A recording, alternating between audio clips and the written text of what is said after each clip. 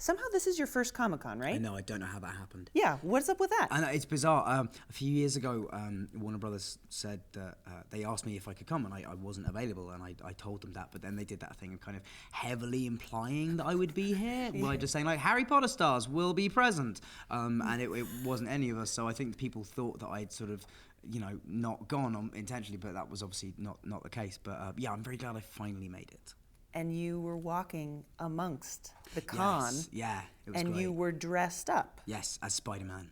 Why are you not dressed up as Spider-Man right now? Because I had to do interviews, and How dare you come in here without your costume? I know, yeah, I should have just, I don't know why I didn't. I also, like, man, I love Tobey Maguire, those films, and like full respect to Andrew Garfield as well. We love you, Tobey Maguire and Andrew Garfield. I would have made a good Spider-Man. I'm just saying, the costume really works well. I'm kind of little and lithe, it would have been perfect. Sling a web right towards that camera, right this second. See? You should have seen me in costume. I've got pictures, don't worry. Okay. Hello, missed opportunity. You guys, this is... Could have, yeah. Although, yeah, I don't know how that would have worked. But you know what? I bet you look really good with horns on your head. I You were just about to say I do. I was about to say I do. Damn do. it, you caught me. Yeah, no, I love that look. Like, the horns are actually like really cool. They were also very comfortable. They only took like 20 minutes to put on every day. No kidding. Yeah, I know. You think it was going to be more. And the final look at the end of the movie, which I won't reveal too much about, but is very extreme. That only took 2 hours. So it's really, it was amazing. And I would kind of forget that I looked like the devil, and I would just be having kind of normal conversations with people, and then their eyes would just slowly like drift up to the horns, which is what happens in the film. So it was good. Yeah, it was. The Mike Fields and Mike McCarthy, I have to give shout outs to, because they did the makeup, and they're just amazing and made my life so easy. So paint a picture for me of you maybe just at lunch, dressed up as the devil. What does the devil eat for lunch? What did the devil eat for lunch? A lot of steak, a lot of rare steak, and the story I can give you that will best kind of exemplify being in a full body prosthetic was I have contacts in which like cover the whole eye, and then did that hurt? I thought it was going to, but the woman that put them in was amazing. I don't know how I just never even felt them go in. Okay. I fell asleep like one morning because when you've got like a prosthetic on, you generally have to come in early, so you get tired the whole day. And I fell asleep by the side of the set, and I was next to a red rad, like a heater, and I just fell asleep like that. And then I woke up, and I was like, I can't open my eyes because I've fallen asleep with contacts in. Oh, now I can't actually. I've glued my chin to my chest as well with the heat. So it was a very like sad, pathetic devil just kind of waking up going, oh God, what is this? Yeah. So. That is the saddest, most pathetic thing I've ever heard. Thank you for sharing. You've ever heard? Ever in my whole life. Jesus Christ, it wasn't supposed to be that bad. Yeah, I know. It's like I was here, and then now I feel so sad for you in this movie. God. Wasn't my intention. I've really screwed this interview up.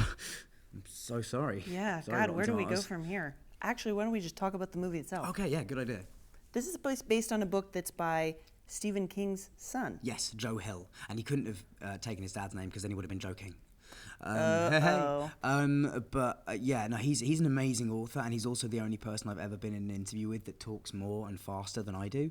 And he's brilliant. I mean, it's so nice having him and Alex Adler here. It's a fantastic book, and it's but there are things that change from the book to the film, and it's kind of wonderful that he's come here and he's so supportive of the film and likes the film so much, because obviously that's that makes us feel we did a good job. And I would assume that at no point in the book is the devil's chin glued to his chest and his eyes can't open either. No, that didn't happen in the book. You're right. I should have maybe avoided that and just essentially told the story. What was I thinking? How did they get you unstuck, by the way? I'm still really upset about this. It was kind of just one of those things. I didn't want to call anyone over because I didn't want to like admit to my mistake because I was stupid to fall asleep in front of a heater. And so I just did that once. I just did a bit of that and it ended freed poorly myself. for me too. Yeah, what happened to you? Except I didn't have any prosthetics on. Nah. It was just winter, and I curled up in a ball, and then I ended up with like a really hot leg. That's right. That's it's like nothing sort of similar. Nothing about that is similar to the story I just told. They just both involve heat. I was trying. Fair enough, Daniel Radcliffe. Well played, sir. It kind of dawned on me as we were preparing for you to come in here that you've probably spent almost half your life answering questions. More than half my life. Yeah, I'm sort of 15 years now. Has anybody ever really surprised you with something? No pressure to say me. Actually, no pressure. there was a woman in Hall H who I did get a question from, and I said, I've got to congratulate you because you've asked me a question no one's ever asked me before, and it's one that I've thought is really relevant. And like I was always wondered, why hasn't anyone asked that? She said, do you think it's easier to transition from a big movie franchise that you're very well known for now that there's so many more media opportunities for people to kind of get to know you? And I actually really do. Like, you know, I know for a fact that you know, the film I did, What If, which is coming out soon, the romantic comedy, I got that job basically because the director had seen me both in extras with Ricky Gervais, but also in like interviews. Mm-hmm. So, you know, I do think I got more of a chance to show, you know, the real me than say, you know, Mark Hamill ever did in Star Wars to show who he was. That's actually a really looking at your filmography is really fascinating to me because of what you choose. Thank you. When I loved Kill Your Darlings. Oh, awesome, good. Yeah, Me too. and it was such an interesting movie. So when you're reading a script, what's that je ne sais quoi that nabs you? Is it different every time, or do you? Because you're like, hey, listen, yeah, I'm going to do a stage play of Equus. I don't care. I mean, I do what I want. Well, you know, I do. That's the thing. I'm also in a really rare position for an actor of 25, where I have autonomy over my career. I don't have to. Like, if my friend gets an audition for a crappy movie, he has to go, and if he gets a job, he takes it. And you know, I'm not in that position. I'm in a position where I only have to do things that I'm passionate about and want to do. And in terms of what makes me pick script, I look for obviously originality and I think I've just got like a sense of good writing and the kind of writing that I want to work with.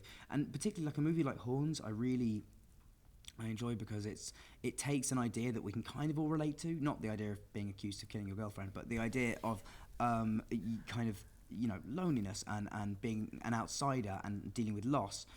And just finds a really unique, original way to deal with that, and in this case, a crazy way as well, which is, you know, I think that's what I love about this film. It refuses to be defined as one genre. It's very funny, it's incredibly romantic, and it's also got a fantastic horror element to it as well. So, you know, I like films that are unpredictable. You said a word that really made my tummy turn over, which is isolation. Right. Do you feel that at all? Because you're Daniel Radcliffe. Like, I don't mean to get weird, but like all over the world, people know who you are. So does that change the way that you relate to people because you have to dress up like Spider-Man to walk the floor of the Comicon? Yeah, I mean, it obviously does a bit. But, you know, I like to think that I myself, in my own personality, try to counteract any image people might have of me as being like, I don't know, grand or, you know, kind of bratty child actor or whatever. Like, I try and kind of go against that immediately because that's not who I am. So, you know, it does change the way you relate to people. Like, that's what was nice about going on the floor today in the Spider-Man outfit, is that even though I'm in a mask, it's still kind of, it's the most unaffected interaction I ever have with people, which is, and that on Halloween as well is great in New York, because then I can just put a mask on again. Basically, any event where I get to wear a mask is good. You know, so yeah, I was thinking about making an Eyes Wide Shut joke, but I can't think of it in time, so carry on. So, Horns. Yes.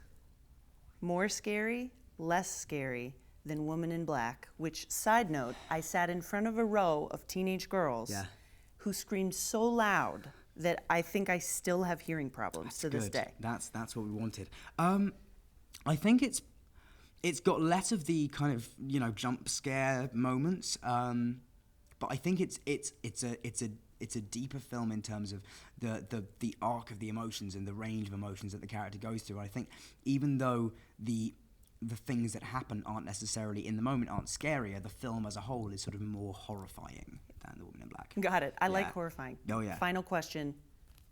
Yes or no answer required. Sharknado. Yes. 100%.